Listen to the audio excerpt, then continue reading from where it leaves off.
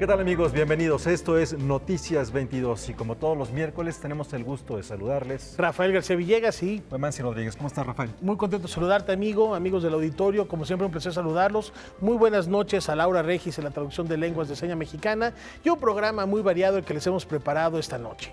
Así es, tenemos primero en el estudio estará nuestra compañera Irma Gallo en la sección Habitaciones Propias y vamos a hablar con la directora del Instituto de la Mujer Migrante, algo que está muy interesante lo que nos van a comentar aquí. Definitivamente hay que darle seguimiento y conocer las razones que las obligan a migrar, pero también la situación por la que viven. Además estaremos platicando de fotografía con un libro que recopila a los grandes maestros del fotoperiodismo nacional. Así es, esto es bien interesante. ¿Por qué en nuestro país durante un periodo se dieron tan buenos fotoperiodistas y de manera paralela también con grandes documentalistas? Es algo que vamos a conocer el día de hoy aquí en Noticias 22. Y a propósito de leyendas, también uno de los grandes moneros de todos los tiempos es recordado en el Museo del Estanquillo. Así es, queremos tanto a Rius, esto es en el Museo del Estanquillo. Tenemos mucho más en Noticias 22. Comenzamos.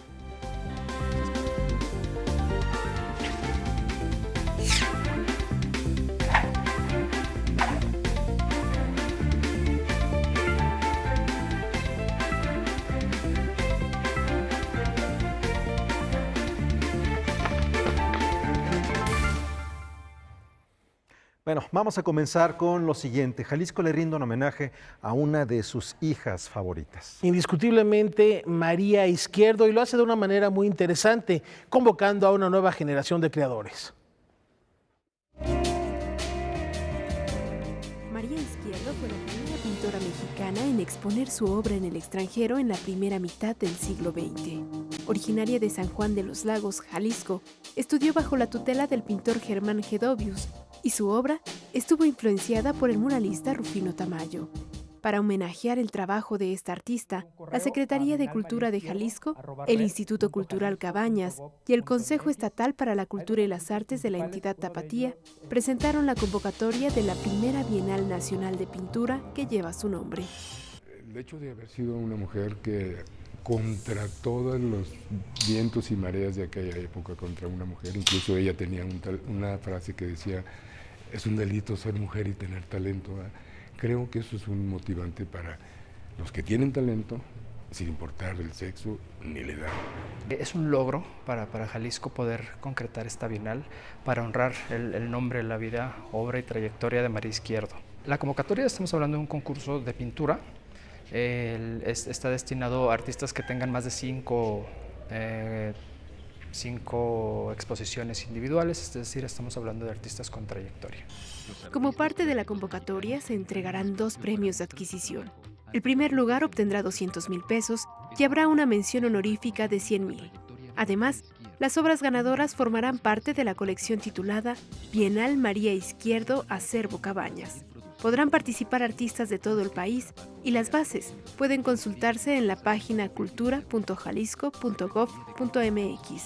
Creemos firmemente que el haber otorgado el nombre de María Izquierdo a esta bienal, a este premio, es de relevante importancia porque al hablar de esta pintora hablamos de una institución en la pintura en México, hablamos de un gran personaje, de una gran mujer, de una gran artista. En octubre será inaugurada la escultura de María Izquierdo en la Rotonda de los Jaliscienses Ilustres con diseño del artista Carlos Terrés. Noticias 22, Karen Rivera.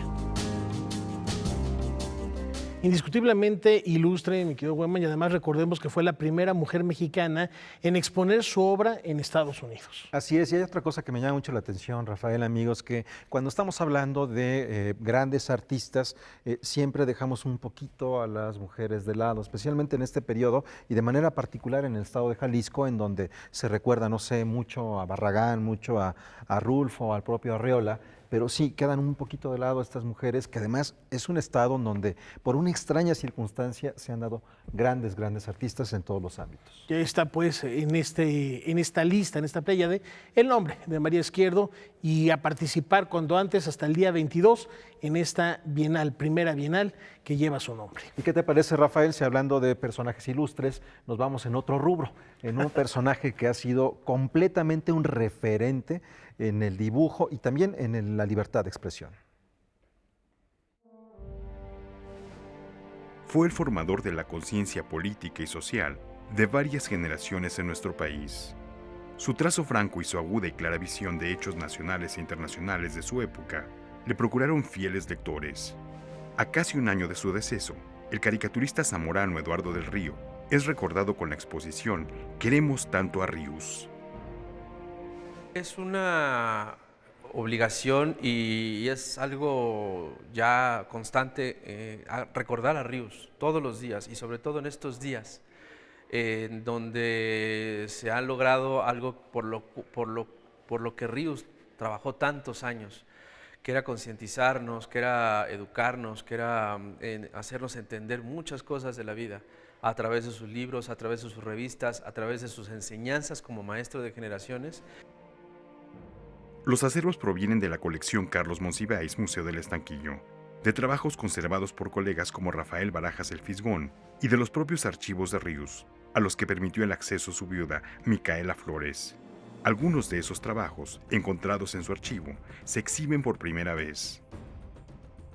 Como los primeros trabajos en la revista Jajá, que son unas verdaderas joyas. Tenemos trabajos que también ha ido coleccionando Rafael Barajas el Fisgón, a través de vendedores, coleccionistas, trabajos que publicó en la prensa, donde Ríos maduró como caricaturista en muy buena medida. Son 236 piezas exactamente, ¿no? Son varias etapas de su vida, son acuarelas que hacía Ríos en sus tiempos libres. La muestra también expone correspondencia, fotografías y un video realizado por su hija Citlali. Ríos fue autodidacta y su formación política se dio a partir de libros que leía en los tiempos libres que tenía en su trabajo en una agencia funeraria. Todo ello despuntó en una carrera que no se detuvo ni con la censura. A Ríos le tocó una época muy difícil para la libertad de expresión en este país. De hecho, rompe por completo toda una era de caricaturistas un poco oficialistas. Y después de los intentos de Abel Quesada, Ríos se atreve a romper, a mandar 3 cartones un poco distintos, pero igual de críticos, para ver cuál le publicaban en la revista Siempre. O sea, realmente Ríos nos enseña a nosotros, los caricaturistas que estamos publicando actualmente, que sí se puede hacer caricatura crítica.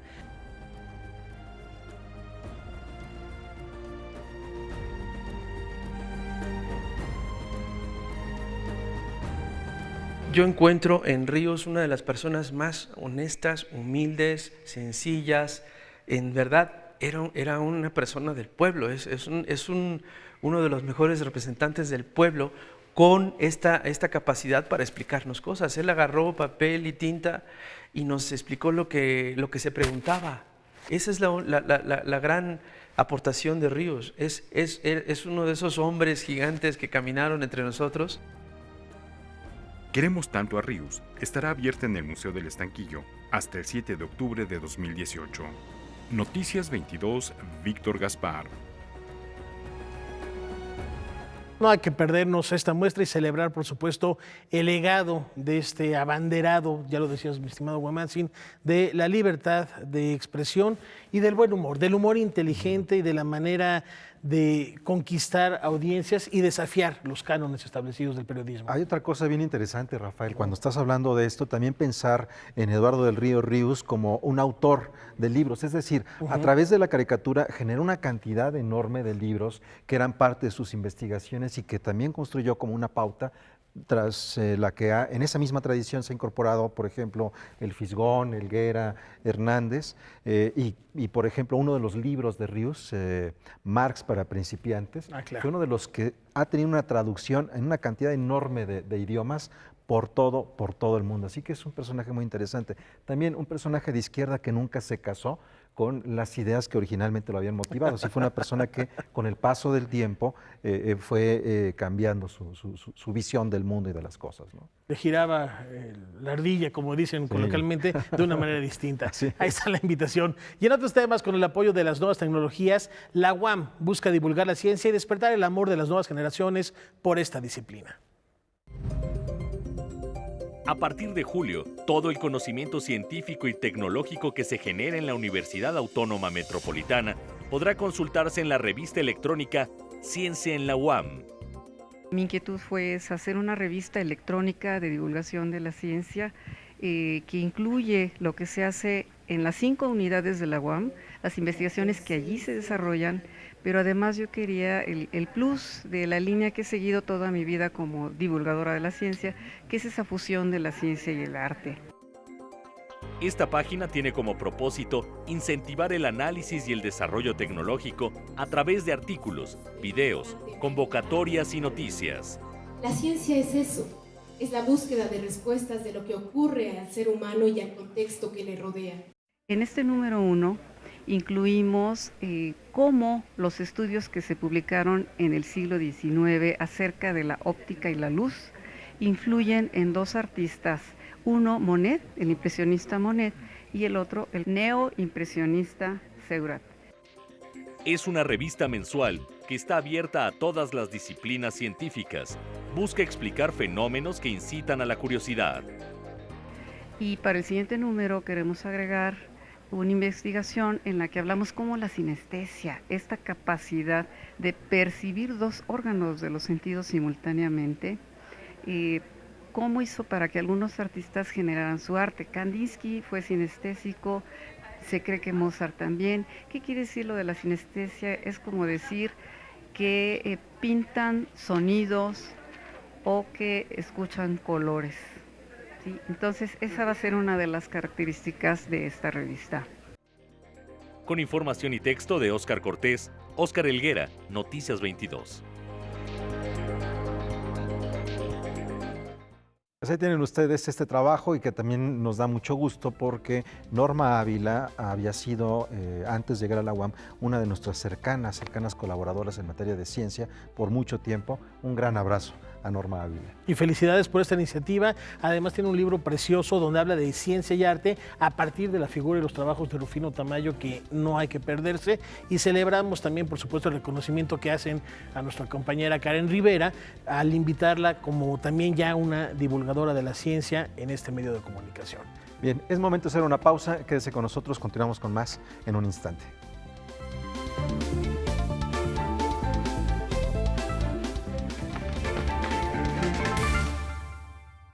Continuamos con todos ustedes con algo que anunciábamos al principio de esta misión que tiene que ver con el fotoperiodismo, pero también grandes artistas de la lente. No es solamente la habilidad que tenía para contar las cosas, sino la belleza y la habilidad para contar las cosas. Estética y una elocuencia que solo Rodrigo Moya o Héctor García podían lograr con su cámara, y eso lleva por título Deseo en la piel.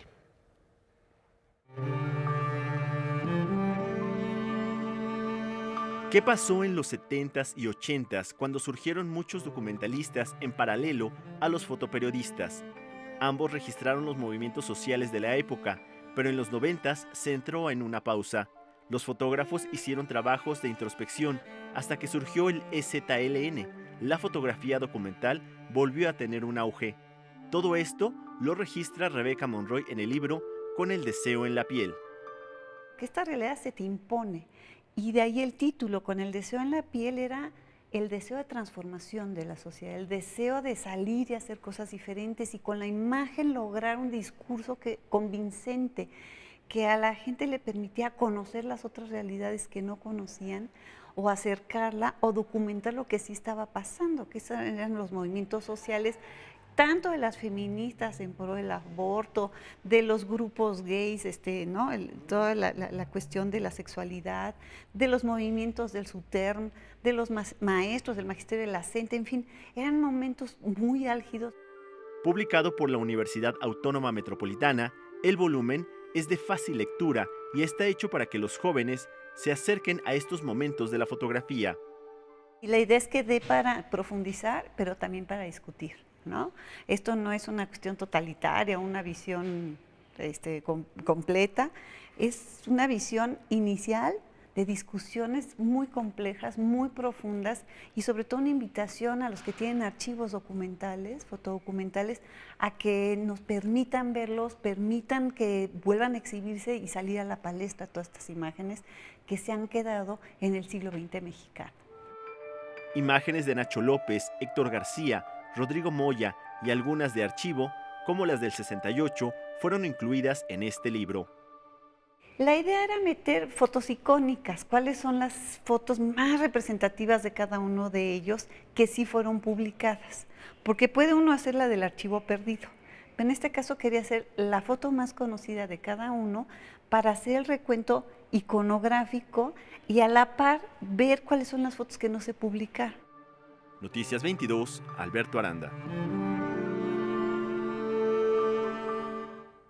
Impresionante, cuando uno ve estas fotografías, Rafael, es otra forma de contar la historia y además nos lleva a una reflexión. Estas fotografías existen porque fueron publicadas. ¿Por qué fueron publicadas? Porque en esa época en las revistas se permitían los ensayos fotográficos o los fotoreportajes, cosa que con el paso del tiempo se fue disolviendo. Ahora tenemos como una nueva etapa de ello a través de las redes sociales, pero quedan allí, todavía no estamos muy seguros si permanecen o no. El hecho es que esas fotografías que acabamos de ver sí son un referente y nos recuerdan y nos sitúan en un momento histórico del país. Son imágenes muy poderosas, lo decíamos al inicio de la conversación, elocuentes, pero con una estética formidable que hace que trasciendan independientemente de que hablas si están en la red o no hoy, cuántas fotografías, pero estas tienen esa fuerza que nos habla, esa fuerza que nos invita a reflexionar sobre el poder de la imagen. Y bueno, ya escuchábamos los nombres que están compilados y reunidos en esta publicación, que ya van de avanzada. Las leyendas y los talentos. A mí se me antoja muchísimo ese libro, ya estaré buscándole. Tenemos más todavía, ¿no, Rafael? Y que tiene que ver con la libertad por el saber que nace en el Colegio Nacional y que ahora llega a San Ildefonso. Están celebrando, Hueman, 75 años de historia y bien vale la pena celebrarlos. Vamos con ellos. Punto de confluencia de las mentes más brillantes de México en áreas como las ciencias biológicas y de la salud, las ciencias exactas, las ciencias sociales y humanidades y el arte. El Colegio Nacional cumple 75 años y lo celebra con una exposición en el antiguo Colegio de San Ildefonso, titulada Plural como el tiempo, 75 años de libertad por el saber. La exposición hace énfasis en la institución, en qué contribuciones a través de sus miembros han hecho los miembros a la sociedad mexicana. Pienso, por ejemplo, el Sistema Nacional de Vacunas de Jesús Cumate, recientemente fallecido, la reflexión y las aportaciones sobre la capa de ozono y los riesgos y el calentamiento global de Mario Molina, o la parte verde de esa ecología que es José Sarucán con la Conavio. Maquetas creadas por el arquitecto Teodoro González de León, el lienzo de Día de Muertos de Diego Rivera y dos de los célebres teules de José Clemente Orozco son parte de lo que se puede disfrutar en la exposición. La curaduría se apoya en recursos multimedia, cuyo objetivo es difundir la contribución de los miembros del Colegio Nacional. La interactividad de la muestra permite al visitante hasta ganar libros a través de trivias. Son 89 piezas las que componen la exposición, vienen de diferentes instituciones, vienen por ejemplo el Museo de Arte Moderno, el Franz Mayer, el Templo Mayor, Lina, el Museo Carrillo Gil. O sea, buscamos que todas las obras tuvieran que ver con las salas temáticas que estamos poniendo en la exposición.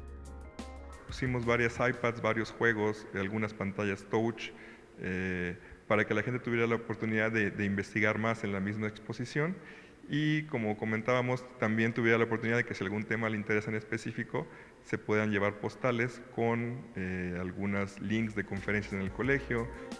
Creado por decreto presidencial en 1943, el Colegio Nacional tiene presentes los retos del nuevo siglo.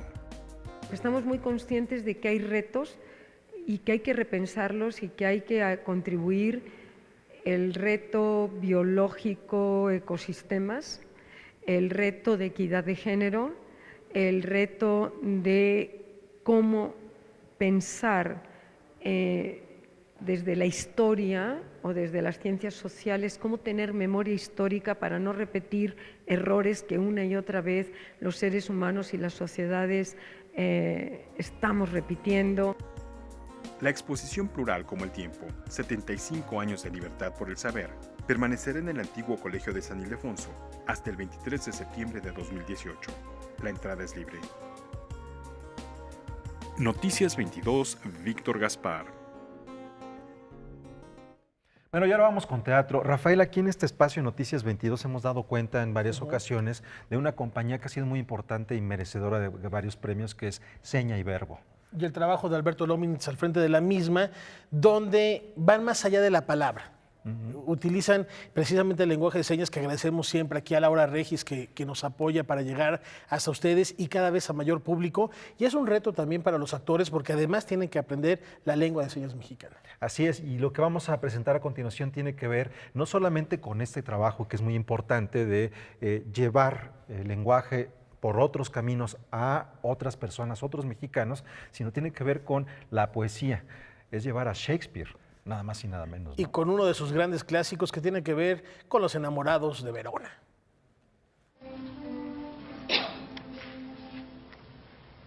Soy Teobaldo Capuleto y este es mi seña.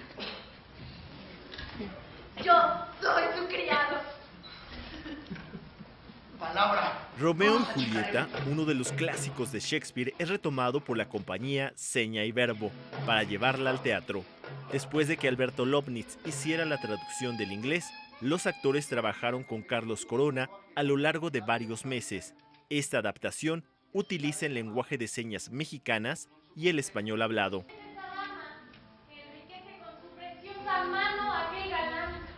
Sí, en verdad es una experiencia muy distinta a lo que habíamos hecho antes en Seña y Verbo. Tenemos obras para niños, para adultos, pero esta obra de Shakespeare, la traducción y el proceso tan arduo que implicó a lo largo de 2 o 3 meses de trabajo, y después hacer la adaptación teatral, planear las acciones, las escenas, el movimiento en el escenario, fue algo muy bello y muy distinto, la verdad. ¿Quién es aquel señor?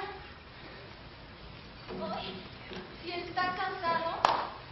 Por ejemplo, en mi papel, Mercucho, cuando hablo acerca del monólogo de Mercucho, que está hablando acerca de las hadas, yo necesito pensar cómo voy a traducir esa expresión que se entienda con claridad y que a la vez sea poesía, sea estética. A la hora de llegar a las funciones y ver el texto que ya habíamos trabajado, tenía que pensar en cómo podía ahora sentir lo que Mercucho estaba expresando para poderlo decir con claridad en el escenario. La obra narra los conflictos entre dos familias, los Montesco y los Capuleto. En medio de sus peleas surgió el amor entre Romeo y Julieta. Para Silencio Romeo se ha respetado el texto, pero se han realizado algunas adaptaciones, como el que los actores sordos serán apoyados por actores que dirán sus diálogos, mientras que los actores oyentes tuvieron que aprender el lenguaje de señas. De esta manera, se garantiza que todos puedan entender la trama. El reto también implicó que la voz tenía que ir a la par de las señas que estaban haciendo. En el caso de un intérprete seglar, no puede hacer esto porque son gramáticas diferentes, estilos diferentes, por eso necesitábamos actores profesionales que aprendieran el texto de memoria y pudieran expresarlo al mismo tiempo con señas en el escenario, a la vez que hacían el movimiento, con el vestuario adecuado. Lo más difícil fue entrar a la lengua de señas mexicana, ¿no? Aprenderlo, conocerlo, poder interpretarlo y poder interpretarlo ya en escena junto con el español, ¿no? Porque aunque el personaje tiene el mismo objetivo, el español y la lengua de señas son completamente distintas. Silencio Romeo se presenta del 30 de junio hasta el 26 de agosto, todos los sábados y domingos al mediodía en el Teatro El Granero. Noticias 22, Alberto Aranda.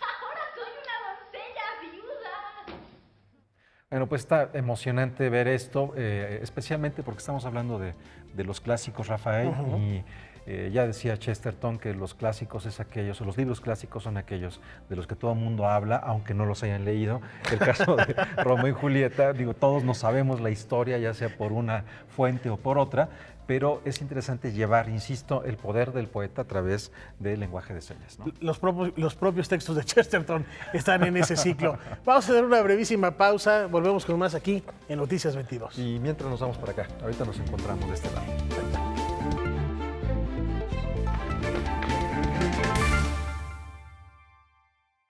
Continuamos aquí en Noticias 22 y ahora vamos a hablar sobre artesanías. En efecto, esta es una propuesta muy interesante porque son 23 entidades del país las que estarán representadas en esta muestra. Así es, vamos a compartir ahora con ustedes esto que es la artesanía mexicana, pero que busca llevarse más allá de las fronteras de nuestro país. Del 3 al 5 de agosto se realizará la 13ª edición de la Feria Internacional de Artesanías Las Manos del Mundo, que tiene como objetivo asesorar y apoyar a diseñadores mexicanos artesanos para promover sus productos en el mercado universal. Tenemos ya la confirmación de 13 países y tenemos la confirmación de 23 entidades de la República. Entonces, como puedes ver, es una muestra muy variada de lo que es la artesanía mexicana y lo que es la artesanía en el mundo con la que competimos, ¿no? Tenemos como 3 empresitas de señoras bordadoras de Chiapas. Viene el barro verde de Michoacán, viene obviamente Santa Clara del Cobre, de Guerrero vienen los alebrijes, de la etnia huichol vienen como 3 o 4 grupos. Para la 13ª edición decimos que ya tenemos una cartera de clientes, que la feria se le conoce no solamente en México, en toda Latinoamérica y algunos países de Europa. De acuerdo con cifras emitidas por el INEGI, en México existen más de 12 millones de artesanos y su aporte es del 17.8% del Producto Interno Bruto del sector de cultura. Por su originalidad, belleza y calidad, las piezas artesanales nacionales son reconocidas a nivel mundial. Así lo explica Socorro Oropesa, quien asegura que este año artesanos de países como Perú, Argentina, Cuba y Rusia compartirán escenario con los mexicanos. ¿Qué es la artesanía? Es nuestra esencia, es nuestra raíz. Entonces, independientemente de la belleza y de lo ornamental para la casa, para el hogar, yo creo que ahí lo que estamos diciendo, en un mundo tan globalizado, nosotros somos los mexicanos. Nosotros somos mexicanos y somos todo esto. Es identidad. La Feria Internacional de Artesanías Las Manos del Mundo se llevará a cabo en el World Trade Center de la Ciudad de México. Noticias 22, Karen Rivera. Y la moneda continúa en el aire, la marihuana de uso medicinal sigue abriendo camino entre vericuetos legislativos. Se ha descubierto que el cannabidiol y el THC son sustancias que provienen de la marihuana y pueden ser útiles para el tratamiento de enfermedades como el Alzheimer, cáncer, epilepsia y glaucoma. El THC y el cannabidiol muestran tener algunas propiedades que podrían beneficiar a la medicina. ¿Cómo qué? Como que el THC puede ayudarnos a controlar dolor, puede controlar ansiedad, posiblemente induzca sueño, induce apetito, ¿verdad? Entonces, hay diversas enfermedades que cursan con esos trastornos. El 20 de junio del año pasado, en el Diario Oficial de la Federación, se publicó la aprobación de la ley que permite el uso de la marihuana con fines medicinales. El reglamento prevé todas las posibilidades de investigación, producción, siembra, cosecha, cultivo, importación, exportación, es decir, realmente prevé todos los aspectos de comercialización y uso que se puedan dar a la planta. Sin embargo, las pruebas científicas continúan esperando el protocolo de experimentación.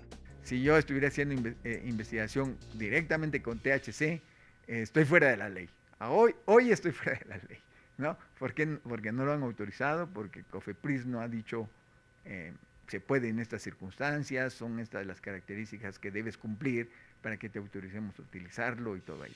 Nuestro trabajo en la COFEPRIS ha sido específicamente trabajar en el grupo técnico de la Secretaría de Salud para elaborar el proyecto de reglamento que va a regular precisamente la Ley General de Salud en materia de cannabis. El proyecto se elaboró, se presentó ante la Comisión Federal de Mejora Regulatoria, hoy la Comisión Nacional de Mejora Regulatoria, y este proyecto recibió múltiples comentarios, recibió un poco más de 150 comentarios. La COFEPRIS analiza las referencias del paciente, los remedios herbolarios, las referencias científicas, así como las especies de plantas y la cantidad de sustancias que son muy distintas entre ellas. Nos gustaría que en lugar de que pensara en utilizarse la marihuana como tal, se dijera que vamos a aislar principios activos, que nuestros químicos incluso los van a sintetizar ya para que estemos absolutamente seguros de la pureza del principio y lo podamos utilizar. Actualmente, no hay ningún producto autorizado para su comercialización en México. Sin embargo, la Secretaría de Salud ha permitido importar productos a base de cannabis a 300 pacientes de epilepsia. COFEPRIS lo tiene difícil, ¿verdad? Porque hay que poner exactamente en qué condiciones estos compuestos van a ayudar y no van a empeorar a alguien, ¿verdad? COFEPRIS tiene una enorme responsabilidad.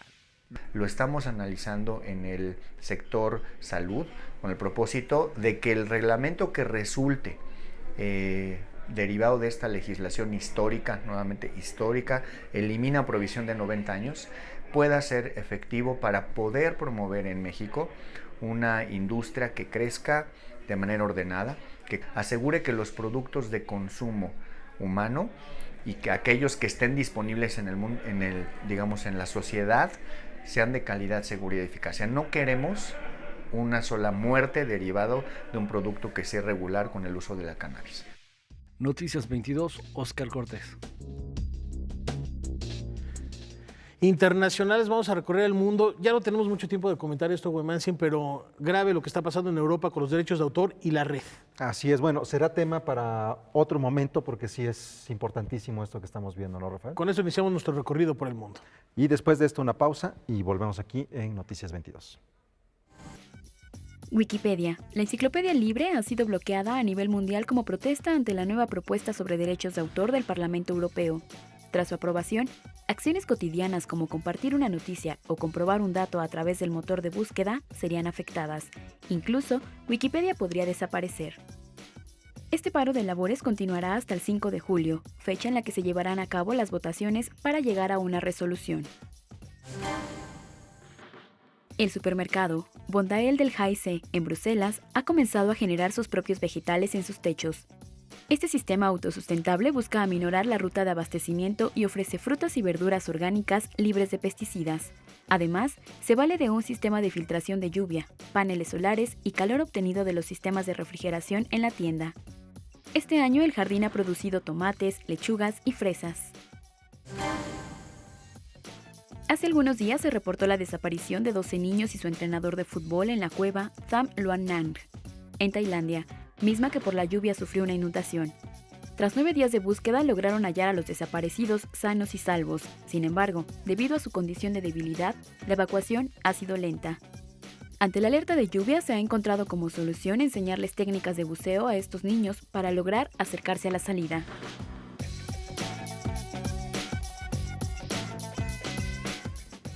Bueno, qué situación tan grave está con esto de la migración en Europa que ha provocado incluso un verdadero encontronazo en la política internacional. Y la migración seguirá siendo el tema esta noche en Noticias 22 cuando regresemos a Habitaciones Propias, pero por lo pronto, celebrando los 25 años de Canal 22, volvemos la mirada al pasado. Hace 25 años, cuando nacía Canal 22, un Beatle pisó territorio mexicano por primera vez.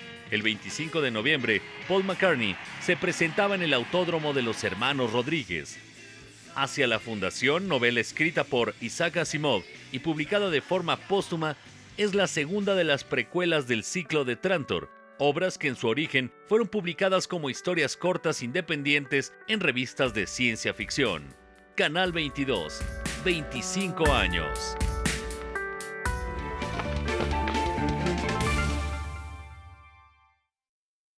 Bueno, es miércoles y es miércoles de Habitaciones Extrañas. De habitaciones propias. Extrañas, Habitaciones Propias, con Irma Gallo. Recién desempacada de la Gran Manzana. Irma, buenas noches. ¿Qué tal? Muy buenas noches, Rafa, Huemansin. Bueno, son extrañas porque vamos a hablar de migraciones. Me acompaña Gretchen Conner, pero antes quiero presentarles una información. Estuve con Diego Gómez Pickering, que es el cónsul general de México en Nueva York, y hablamos sobre la comunidad migrante mexicana en la Gran Manzana y sobre todo en los 3 estados, Connecticut, New Jersey y Nueva York. A comparación de la migración mexicana en el suroeste de Estados Unidos, por ejemplo en Texas, Arizona, Nuevo México o California, o en el medio oeste como Chicago, en Illinois, la que habita en Nueva York tiene una historia reciente. La población mexicana en Nueva York es una población reciente si la comparamos con poblaciones mexicanas en otras partes de los Estados Unidos, a diferencia quizá de las comunidades mexicanas en el suroeste de este país, entendido como Texas, Arizona, Nuevo México, California, o en el medio oeste, sobre todo en Illinois, Chicago muy en particular.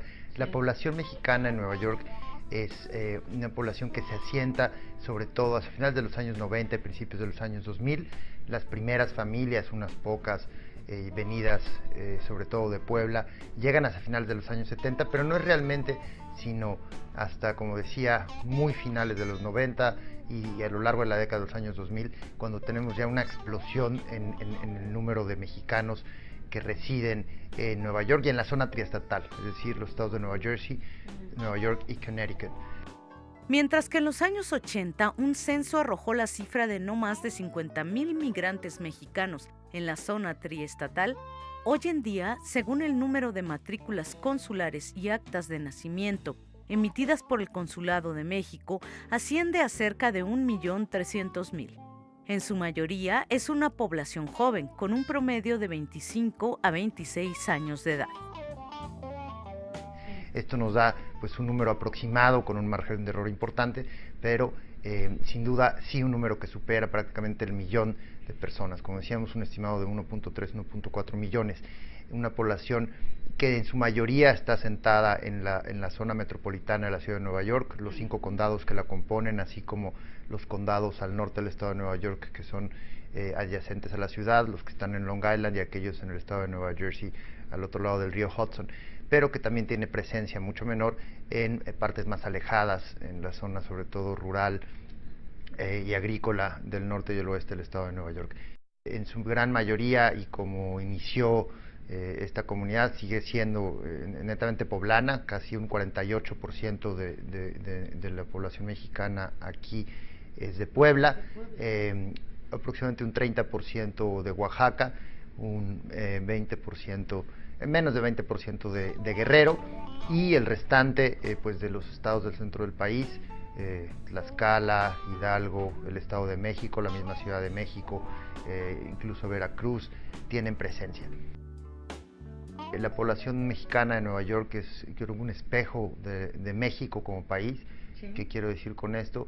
Pues que tenemos aquí una diáspora calificada, de alto poder adquisitivo, pero al mismo tiempo tenemos una presencia de población que ha migrado por razones económicas, es decir, hay un espectro muy amplio en términos de distribución de la riqueza, como también lo encontramos en nuestro país.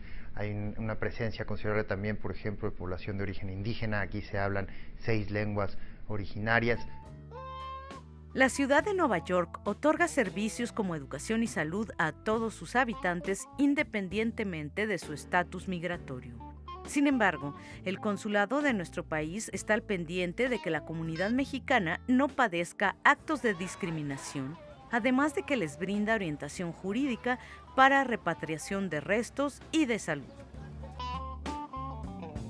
Desde Nueva York, para Noticias 22, Irma Gallo. Bueno, y como les decía, en este día de habitaciones propias está con nosotros Gretchen Kuttner, que es directora general del IMUMI. ¿Qué es el IMUMI? ¿Qué es este Instituto para las Mujeres Migrantes? Gretchen, cuéntanos, empecemos por ahí. Bienvenida. Okay. Muchas gracias, Irma. Bueno, es una organización de la sociedad civil que empezamos en el año 2010 porque queríamos enfocarnos en las mujeres en la migración, tanto en México, en Estados Unidos y en la región, con un enfoque en la representación legal. Entonces empezamos un despacho jurídico pro bono y empezamos a trabajar casos de mujeres deportadas cuyos hijos se habían quedado atrás. Empezamos a entender más sobre la deportación, qué pasaba después, cómo podíamos apoyar a las mujeres en audiencias con agencias de bienestar infantil en Estados Unidos, y también cómo hacer cosas de prevención, cómo enseñar a familias en Estados Unidos pues pensar en su familia, pensar en una posible deportación. Claro. Es terrible esto de lo que nos hablas, ¿no? De mujeres que han sido separadas de sus bebés, incluso mujeres lactando, separadas de sus bebés, y de cómo este mismo sistema que tiende mucho en Estados Unidos a proteger a los niños, ¿no? Inmediatamente los ponen en adopción. Y en esos casos, ¿qué hacen estas mujeres mexicanas que habían ido a Estados Unidos, que formaron familia allá, que son deportadas? Por ejemplo, ¿cómo intervienen ustedes en estos casos, Gretchen? Sí, bueno, lo que queremos evitar siempre es una separación en el sentido de que la mamá es en una redada, es detenida y va a la estación migratoria, y por esta razón los niños entran a un sistema de bienestar infantil. Estos son los casos más extremos. Los casos que vemos más seguido es una deportación y los niños se quedan atrás, pero con algún familiar, hermana, algún vecino, y muchas veces ahora las familias se están preparando y firman hasta una carta de custodia temporal para que sus hijos puedan quedar con familiares. Nosotros lo que hacemos después es, si la mamá o la familia decide que los niños deberían de regresar a México, podemos apoyar con ese proceso. Y si están en un procedimiento de lo familiar, lo que tratamos de hacer es buscar un abogado pro bono en Estados Unidos que puede apoyar con el caso, y en algunos casos, por ejemplo en la oficina, las mujeres pueden participar en sus audiencias a través de Skype, y de esa forma podemos acercarles y que tengan acceso a la justicia, pero desde México. Claro, porque hay ahí una ruptura entre este sistema de protección a la niñez o Childhood Services y el sistema migratorio, ¿no? Y de repente, bueno, parece que la mamá abandonó a los hijos Claro. Y además tampoco puede estar en las audiencias porque está deportada, Claro, ¿no? está o detenida o deportada. Entonces, otras cosas que hacemos, por ejemplo, empezamos un comité entre Arizona y Sonora, y con el DIF, con las jueces de lo familiar en Arizona, porque ellas son las que vinieron con nosotros y dijeron, algunas veces recibo expediente, el expediente dice que el padre o la madre no está. Entonces, a través de este comité, pues empezaron a ver, pues puedo hablar al cónsul de México, en Arizona, pueden buscar al mamá o al papá en México, y de esa forma pues tener un comité más grande de trabajadores sociales de bienestar infantil conectado con jueces y también con el DIF en México, que es fundamental en este tipo de procesos. Bueno, ahorita hemos estado hablando de mujeres pues que ya vivían en Estados Unidos, que ya hasta tenían hijos ahí, pero también ustedes tienen un diagnóstico, Gretchen, nos mandaron un video de cómo las mujeres migran distinto que los hombres y cómo lo hacen en situaciones, en circunstancias de mucho mayor riesgo, ¿no? Y mayor clandestinidad. Sí, nosotros también trabajamos en la oficina, en el despacho jurídico, en algunos casos de mujeres que estuvieron en tránsito hacia Estados Unidos y por alguna razón en el tránsito decidieron o tuvieron que quedarse en México. Entonces ahí hacemos pues lo mismo, pero del lado mexicano, con una abogada de derecho migratorio mexicano, y buscamos la regularización. También muchas veces a lo mejor dejaron algún niño o niña atrás en Centroamérica, y hacemos la reunificación familiar. Tratamos de estos temas de identidad, unidad familiar con todas las mujeres en la migración en la región.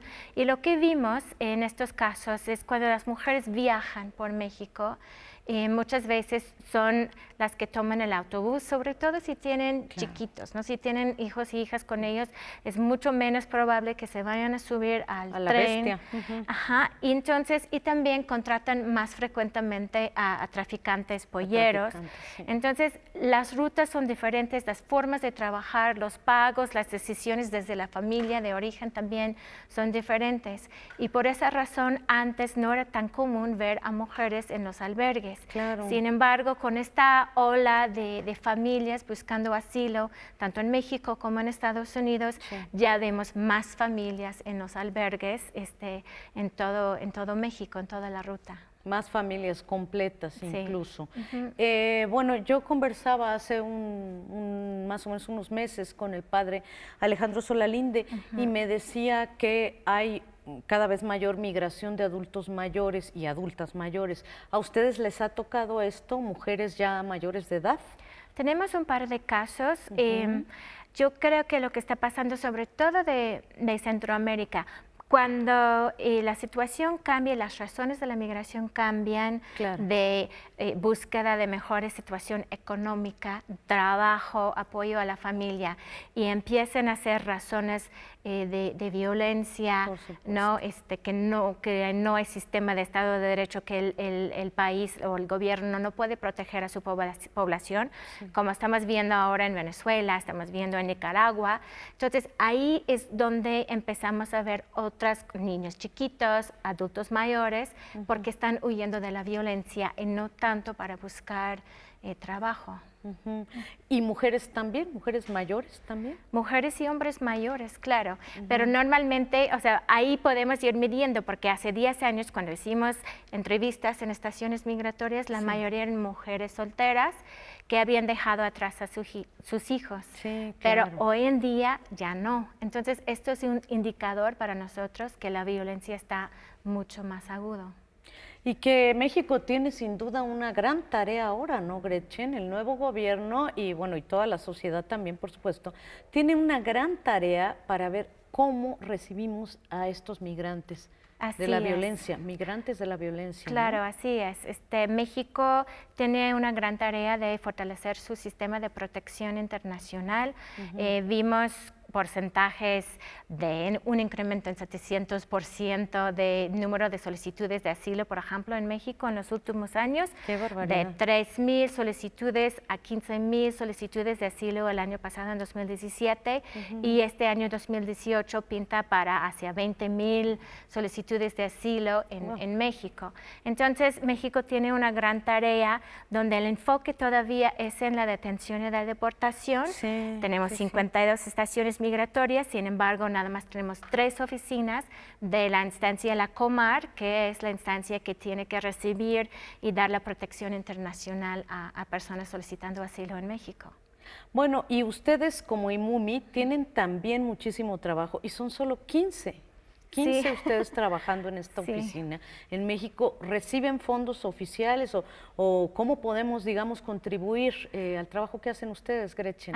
Bueno, son muchas formas. Tenemos muchos voluntarios, tenemos pasantes de derecho siempre en la oficina, tanto de Estados Unidos como de México. También donativos de personas individuos, o sea, individuales, y también nosotros recibimos financiamiento de fundaciones internacionales. La mayoría del financiamiento viene de fundaciones privadas y ahorita tenemos algunos proyectos del gobierno alemán.